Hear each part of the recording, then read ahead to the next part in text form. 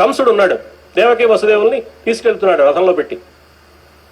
ఆకాశవాణి చెప్పింది, తుష్టయగు భగిని మెచ్చగ ఇష్టుడవై రథము గడపెదెరుగవు మీదన్ శిష్టయగు ఈతలోదరి అష్టమ గర్భంబు నిన్ను హరించుజుమీ.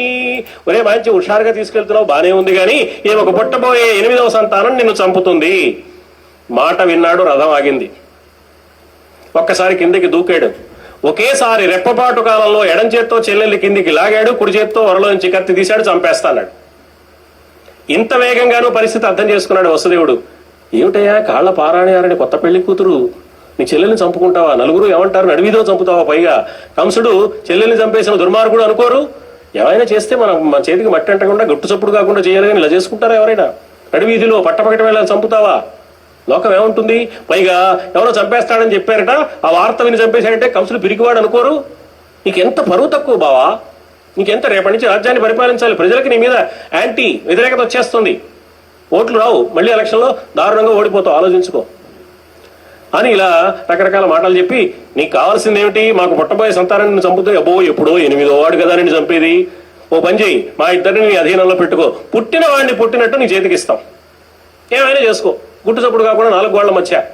అప్పుడు నీకు నీ గుట్టు రట్టవదు, నీకు అపఖ్యాతి రాదు, నీకు మృత్యు భయం ఉండదు, నీ సౌకర్యమేగా. వసుదేవుడు చెప్పిన మాట తనకు చాలా అనుకూలం అనుకున్నాడు కంసుడు.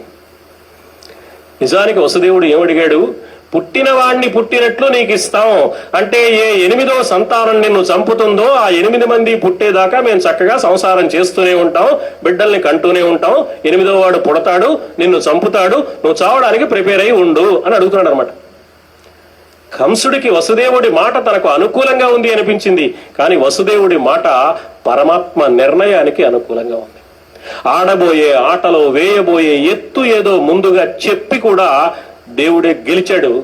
కృష్ణుడు పుట్టనే పుట్టాడు, పెరగనే పెరిగాడు, కంసుడిని చంపనే చంపాడు. ఎందుకు ఇలా జరిగింది అంటే, ఇదేదో వసుదేవుడి మాట తనకు అనుకూలంగా ఉంది అని భ్రమలో పడిపోయాడు, భ్రాంతి పడిపోయాడు కంసుడు. ఆ భ్రాంతి కనుక లేకపోతే అప్పుడే చంపేసి ఉండేవాడు, లేదా దాన్ని చాలా తెలివిగా ఆలోచించుంటే ఇద్దరిని చెరొక చెరసాల్లో వేసి ఉండేవాడు, ఎవరిని చంపక్కర్లా.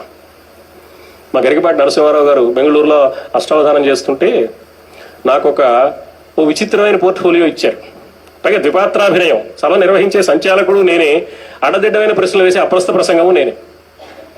నేను అడిగా ఆయన్ని, ఏంటంటే కంసుడు ఇంత తెలివి తక్కువగా ప్రవర్తించాడేంటి అవధాని గారు, దేవకీదేవిని ఒక చెరసాల్లో వసుదేవుడిని ఇంకో చెరసాల్లో వేస్తే అష్టమ గర్భం కాదు కదా, ప్రథమ గర్భానికి కూడా అవకాశం ఉండదు కదా, ప్రభుత్వం వాళ్ళు గోల పెడుతున్న కుటుంబ నియంత్రణ ఏదో దానంతరం జరిగిపోతుంది, కంసుడు హాయిగా బతికిపోతాడు కదా, 2019లో కూడా బతికే ఉండొచ్చు, గొడవలేదు.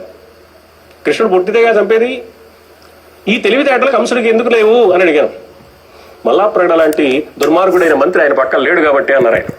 మా స్నేహాన్ని బట్టి చమత్కారంగా, ఇంకా అపృత్యక స్థానంలో ఇంకెవరైనా ఉంటే దుర్మార్గుడు అనే మాట అని ఉండేవారు కాదేమో, మాకు చనువు కాబట్టి నేను ఆయన మనసు అర్థం చేసుకోగలను తెలుసు కాబట్టి, మల్లాప్రగడ లాంటి పరమ దుర్మార్గుడైన మంత్రి ఆయన పక్కన లేడు కాబట్టి సరసమైన సమాధానం, అప్రస్త ప్రసంగాలు అలాంటి సమాధానాలు చెబుతారు. కానీ జాగ్రత్తగా ఆలోచిస్తే కంసుడి బుద్ధిని నియంత్రించాడు పరమాత్మ. బుద్ధిం తు సారథిం విద్ధి, ఉపనిషత్తులు చెప్పాయి. సమస్త ప్రాణుల బుద్ధిని నడిపే సారథి పరమాత్మ. మనందరి బుద్ధిని ఆయన చేతిలో పెట్టుకున్నాడు. ఎప్పుడు ఎవరికి ఏ బుద్ధి ఎలా కలగాలో అలా కలిగిస్తాడు. బుద్ధి కర్మానుసారిణి అంటాం మనం. అంటే కంసుడికి ఆలోచన రాకుండా చేసేసాడు. ఎవరు చేసింది? ముందుగా ఆకాశవాణి రూపంలో ఎవరు చెప్పారు? ఇక్కడ ఆకాశవాణి రూపంలో అమ్మవారు చెప్పిందా? ఆకాశవాణి ఎవరిది? ఆకాశం ఎవరిది? అమ్మవారిది. వేదాది జగత్ ప్రసు, ఆకాశంతో పాటుగా రూపంలో అమ్మవారు చెప్పిందా? ఆకాశవాణి ఎవరిది? ఆకాశం ఎవరిది? అమ్మవారిది.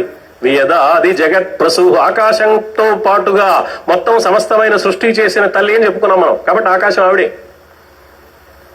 ఇంత అయిపోయిన తర్వాత 6వ సంతానం అయిన తర్వాత 7వ సంతానం గర్భస్రావం జరిగింది.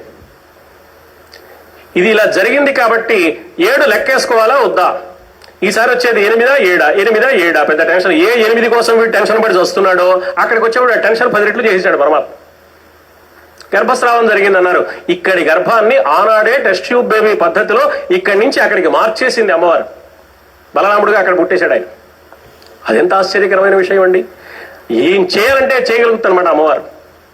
ఎంత ఆశ్చర్యకరం అంటే అక్కడ ఇదే వసుదేవుడికి ఇంకొక భార్య ఉంది. ఆవిడ పేరు రోహిణి. చాలా కాలంగా, ఇప్పటికి 7 పుట్టారంటే ఎంత కాలంగా ఇక్కడ ఉన్నాడు ఈయన. దేవకి దేవుని పెళ్లి చేసుకుని అక్కడ ఒక్కతి ఉంది ఆవిడ. అక్కడ పుట్టాడు. ఆవిడ గర్భవతి అయింది. చాలా కాలంగా వసుదేవుడు ఊళ్ళో లేడు కదా, చాలా సంవత్సరాల నుంచి. ఈవిడ గర్భవతి ఎలా అయింది? పిన్ని విన్నావా, వదినా ఈ సంగతి తెలుసా? ఇంకా వాట్సాప్ లేవిటి, ఫేస్బుక్ లేవిటి, ఎన్ని మెసేజ్లు. ఇదే పెద్ద హాట్ న్యూస్ అనమాట. మనకి ఎంత ఇంట్రెస్టో ఎదుటివాడి లోపాన్ని ప్రచారం చేయడం మీద మనకున్న ఆసక్తి అతి భయంకరమైన ఆసక్తి. పరమాత్మ ఎంత గొప్పవాడంటే ఒక్క కంసుడి బుద్ధిని నియంత్రించడం కాదు, మొత్తం అక్కడున్న ఎవరికి ఆలోచన రానే లేదు. గరికిపాటు వారు చెప్పిన దుర్మార్గుడు నేను కాబట్టి నాకు వచ్చింది ఆలోచన, వాళ్ళకి ఎందుకు ఇలా అనిపించలేదు అని. పరమాత్మ అంత గొప్పవాడు అనమాట. విశ్వం భ్రమయసి భాగంలో ఉంటుంది.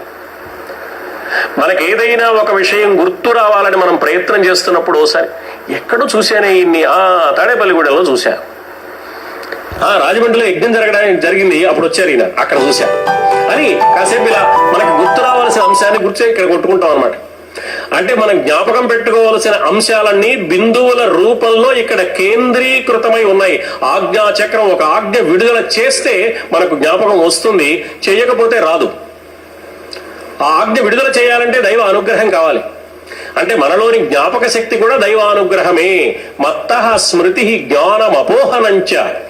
భగవద్గీతలో పరమాత్మ చెప్పాడు ఆ 15వ అధ్యాయంలో పురుషోత్తమ ప్రాప్తి యోగంలో, మీకు గుర్తుండడం, మీరు మరచిపోవడం, మీరు సక్రమంగా అర్థం చేసుకోవడం, మీరు అపార్థం చేసుకోవడం అన్ని నా స్వరూపాలే పోమన్నాడు. కర్ణుడికి అర్జునుడికి యుద్ధం జరుగుతుంది మహాభారతంలో. కర్ణుడు ఏ అస్త్రం వేద్దామన్న మంత్రం జ్ఞాపకం రావట్లా, శాపం ఉంది కదా. ముందు శల్యుడు కూర్చున్నాడు.